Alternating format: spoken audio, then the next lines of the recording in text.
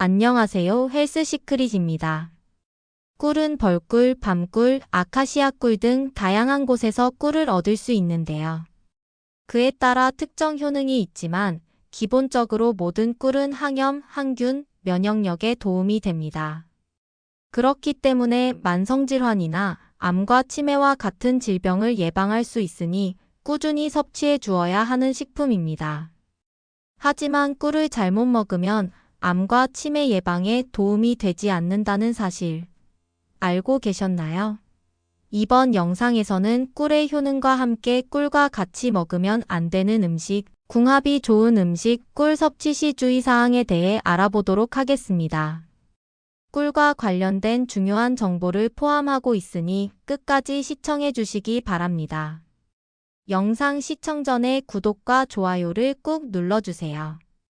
구독과 좋아요는 헬스시크릿 영상 제작에 큰 도움이 됩니다. 먼저 꿀의 효능에 대해 알아보도록 하겠습니다. 첫째, 꿀은 항염, 항균 작용이 강합니다. 꿀이 체내에서 분해될 때 생성되는 과산화수소는 세균의 성장을 억제하고 감염을 예방하는 데 도움이 됩니다. 병원에서 상처를 치료할 때 사용하는 과산화수소수가 체내에서 이러한 역할을 하게 되는 것이죠. 그만큼 염증이나 균을 치료하고 예방하는데 탁월한 효능이 있습니다. 또한 꿀 속에 있는 항산화 물질인 폴리페놀, 플라보노이드는 항암, 항바이러스의 탁월한 성분입니다. 이는 면역세포의 활성화를 촉진하여 감염에 대한 저항력을 높여줍니다. 항산화 물질은 세포 손상을 예방해주는 역할을 하기 때문에 노화를 늦춰주고 여러 질병의 발병 위험을 줄이는 데 도움을 주는 물질입니다. 둘째, 꿀은 피부 건강에 좋습니다. 시중에 나와 있는 화장품 중에 꿀이 함유되어 있는 제품이 있는데 그만큼 꿀은 직접적으로 우리 피부에 영향을 줍니다. 꿀은 아까 말씀드렸다시피 항균 작용을 하기 때문에 여드름이나 상처, 화상 치료에 사용되기도 하며 천연 보습제 역할을 하여 피부 건조를 예방해주는 역할을 합니다. 직접 먹는 것도 피부 건강에 좋지만 꿀이 함유된 성분의 화장품을 사용하면 즉각적인 효과를 확인할 수 있습니다. 셋째, 꿀은 불면증에 도움이 됩니다.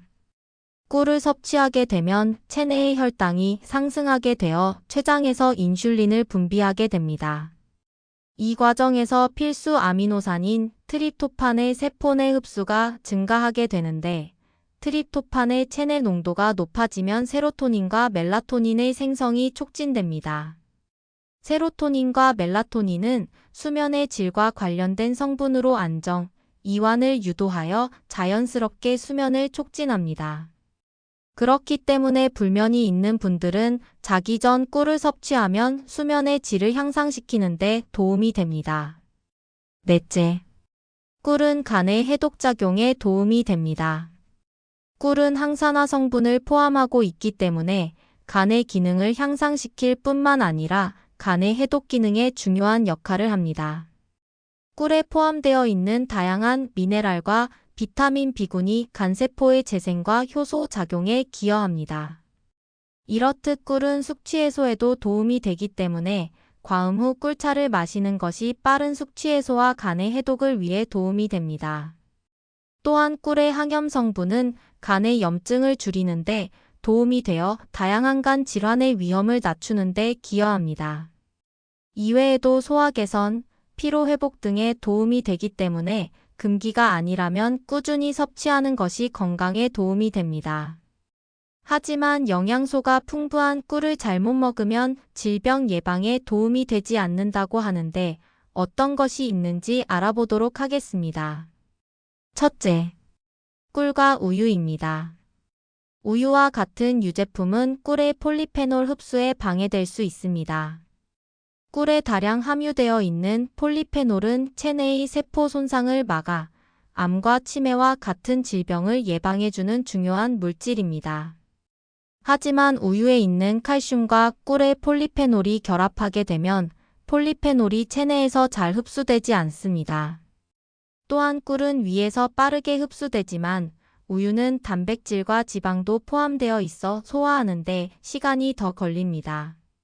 이 때문에 두 음식을 함께 섭취하게 되면 소화 과정이 어려워져 위장에 부담을 줄 수 있습니다.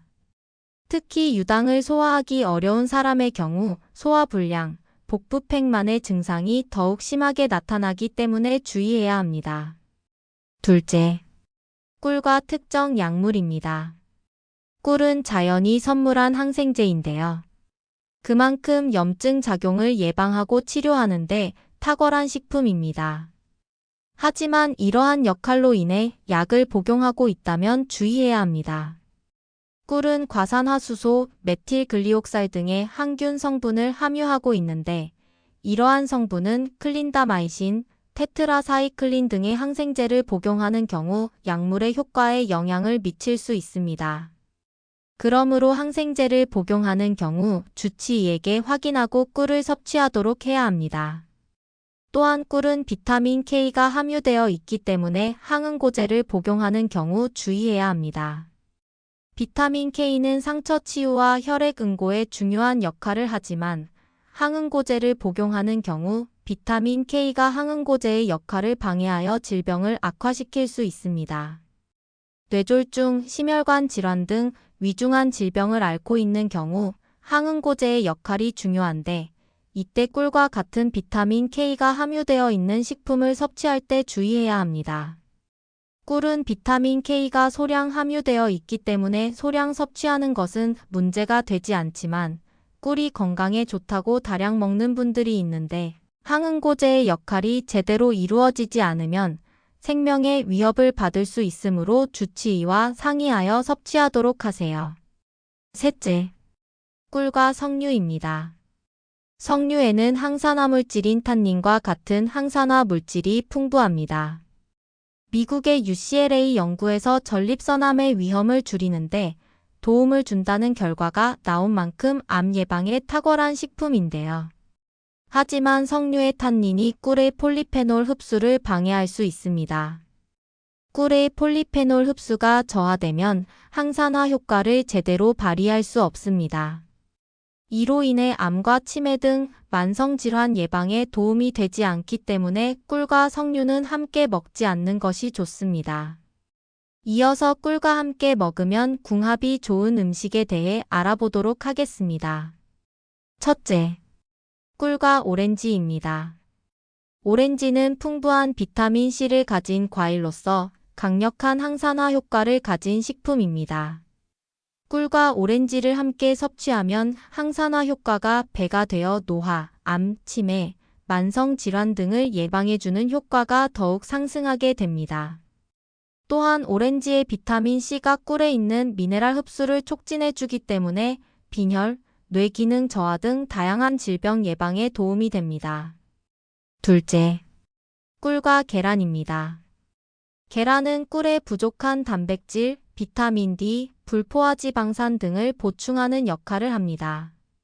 계란의 단백질은 꿀의 폴리페놀과 같은 항산화 물질과 함께 작용하여 더 큰 효과를 발휘하게 됩니다. 또한 단백질 자체로 면역체계의 기능에 중요한 역할을 하기 때문에 꿀과 함께 계란을 섭취하는 것만으로 다양한 질병 예방에 충분한 도움을 받을 수 있습니다. 특히 계란을 주기적으로 섭취하면 골다공증, 심혈관 질환, 뇌신경계 질환 등을 예방할 수 있으니 안 먹을 이유가 없겠죠. 셋째, 꿀과 아몬드입니다. 아몬드와 같은 견과류는 건강한 지방을 공급하는 주요 식품으로 심혈관 건강에 매우 유익한 식품입니다. 또한 단백질 함량이 높기 때문에 꿀과 함께 먹으면 그야말로 꿀조합입니다. 아몬드에도 미네랄과 항산화 성분이 풍부하기 때문에 꿀과 함께 먹으면 그 효과가 배가 되므로 매일 꾸준히 섭취하는 것이 건강에 큰 도움이 됩니다. 마지막으로 꿀 섭취 시와 보관 시 주의사항에 대해 알아보도록 하겠습니다. 첫째, 알레르기 반응에 주의하세요. 꿀은 효능이 좋은 만큼 알레르기 반응이 크게 나타나는 식품 중 하나입니다.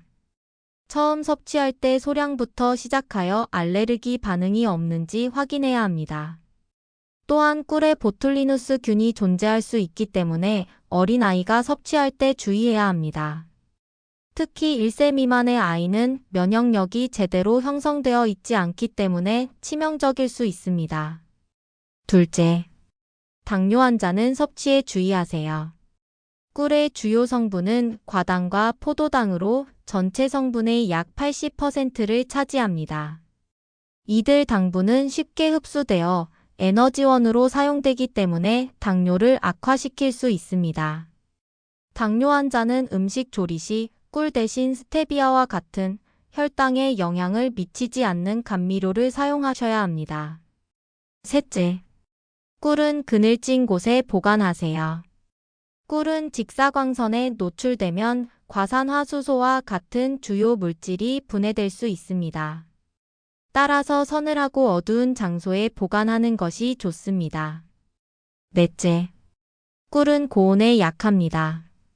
꿀을 높은 온도에서 조리하거나 고온에 보관하면 과산화수소가 쉽게 분해되고 항균 효과가 떨어질 수 있습니다.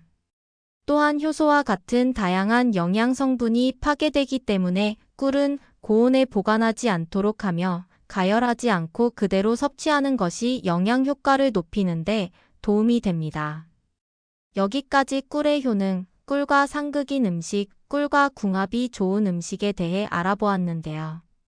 도움이 되셨나요? 영양가가 풍부한 꿀을 제 영상을 참고하셔서 올바르게 섭취하시고 건강에 도움이 되셨으면 좋겠습니다. 다음 시간에 더욱 알찬 영상으로 찾아뵙도록 하겠습니다. 시청해 주셔서 감사합니다.